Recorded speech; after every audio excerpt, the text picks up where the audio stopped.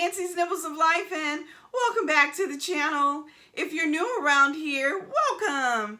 My name is Nancy and I'm on the WW plan. I'm on the blue plan and I get 23 points a day, and I love bringing you recipes, what I eat in a day, and grocery hauls centered around WW. Subscribers, welcome back to the channel. Thanks for clicking on the video and joining me again today.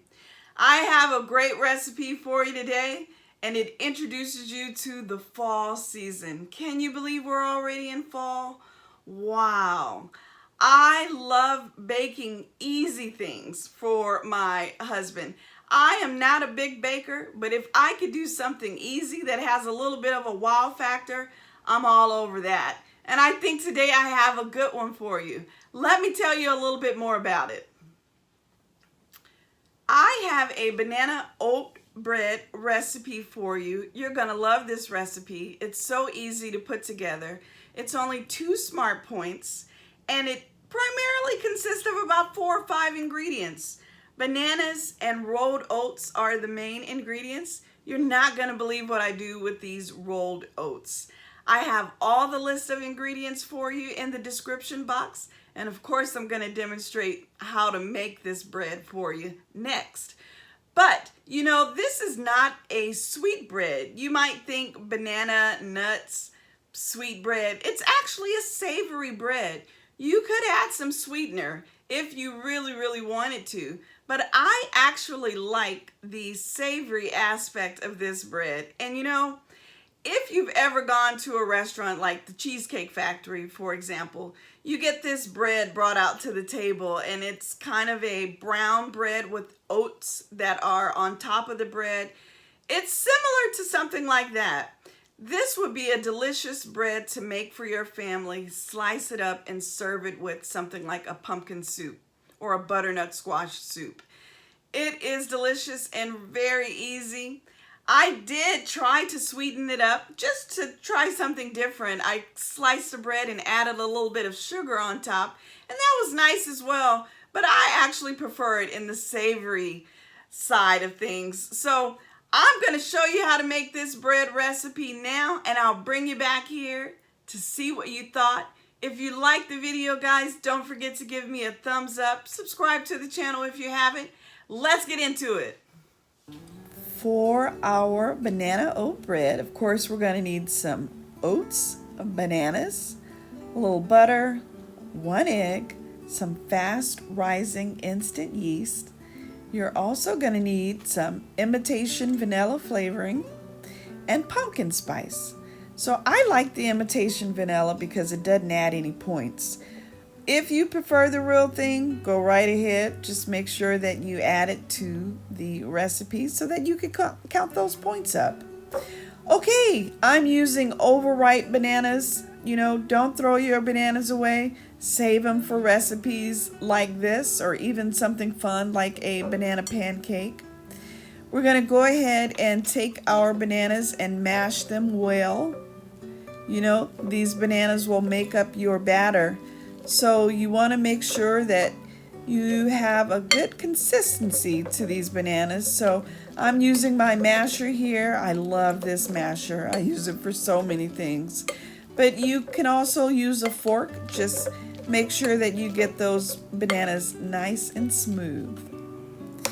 Okay, we're adding 1 egg to our 2 bananas. We're going to give that a little bit of a stir. Break the yolk in those bananas. Just use your whisk. Combine that egg. Make sure it gets in there really good. Now I've gone ahead and I melted 2 tablespoons of the I Can't Believe It's Not Butter Light. That's the butter that I generally use. Use whatever you have. Again, just make sure that the point factors are correct. So 2 tablespoons of butter that I melted, and now I'm adding 34 grams of an instant yeast and 1 tablespoon of this non-alcoholic imitation vanilla extract. So we're going to give that a whisk. I'm also adding a few dashes of my favorite, this pumpkin pie spice blend. You know, it just kind of goes beyond and above. I love it. It's cinnamon, nutmeg, and all the spices of the season. So I really love it. So we're going to combine those ingredients together. Now, I have 1 cup of quick cooking rolled oats. And you see I'm just using the Quaker oats there. Some old-fashioned. You have these in your cabinet, I'm sure. I'm adding 1 cup of those oats to my food processor. And I'm going to go ahead and blend these oats. And they create a flour. I never knew that you could take oats, place them in your food processor, and create a flour. But you can, and the possibilities for baked goods are now endless. Really, really awesome. So we're going to go ahead and continue to grind those oats out. You want to make sure that any oat that's in the whole form, that it gets broken down as well into that flour. I'll show you what I mean. There we go. Still some oats that haven't been ground down, and so we're going to run it back through our food processor. You're looking for very fine processed oat. You want it to look like flour, because of course it is. So run it through as much as you can. So there it is. We have what looks to be a nice powdery consistency. So we're going to place that flour into our measuring cup because it's just easier to work with, because you want to add a little of that oat flour to your liquid mixture at a time. So you don't want to just throw it all into your mixing bowl. You want to add a little bit at a time because you want to ensure that it's mixed very well. So it's interesting, 1 cup of those oats creates about 1.25 cups of the flour. So we're just going to add our oat flour in slowly. I wanted to mention that I also added a dash of salt to this mix, about 1/2 teaspoon of salt. So make sure that you do that. Again, we're just going to add a little bit at a time because we want to ensure that we don't have a bunch of clumps in our flour mixture here. And also, don't forget that we have our active yeast in this mixture now. So it's really important to give it a good stir. And don't forget to use all of your flour.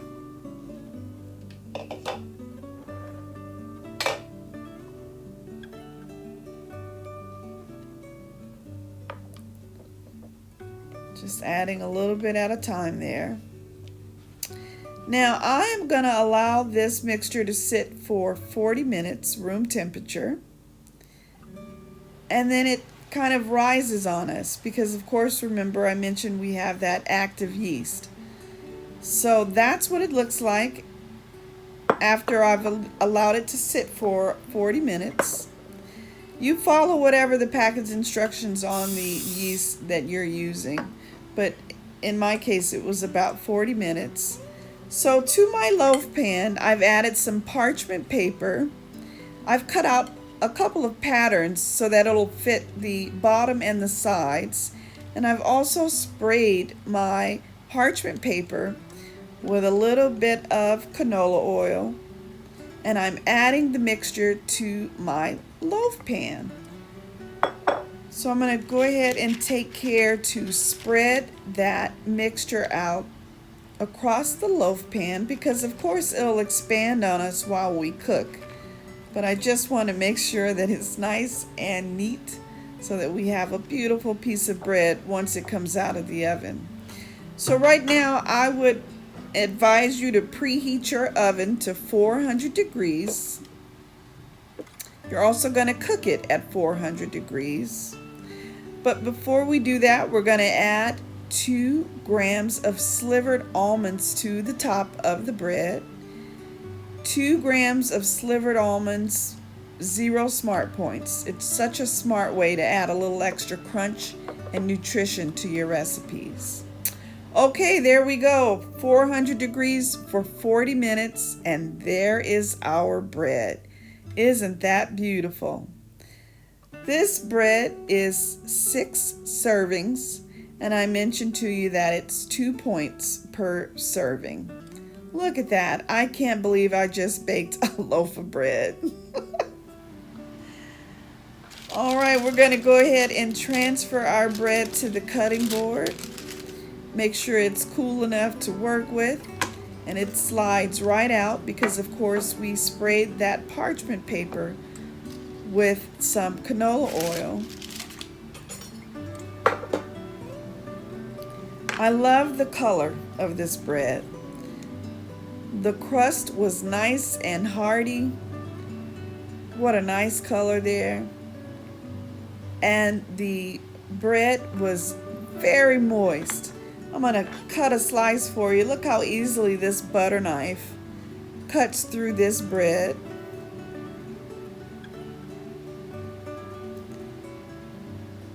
And again, it's just so moist inside. You see it's not crumbly at all. A really hearty, good piece of bread. Wonderful for your fall soups and your fall stews. Just spread a little bit of your favorite butter on top of that bread. And what a treat. You got to try it. What did you think about that bread recipe? Pretty simple, right? Can you believe that you have these ingredients right in your pantry? You could do this bread anytime you wanted. You know, like I said, whipping this bread up with some soup, butternut squash soup, or something like a pumpkin puree soup would just be so impressive. I love it when it's warm and you could add a little bit of butter to it. Wow, so nice. Only 2 smart points, and again, you have all of these ingredients in your pantry. You could find something like that instant yeast in the grocery store pretty easily. I hope you really give it a try.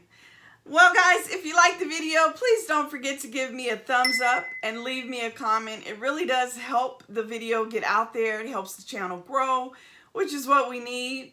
And guess what? I look forward to bringing you lots of fall content. It's on the way. So subscribe so you don't miss out. I'll see you guys on the next video. Take care.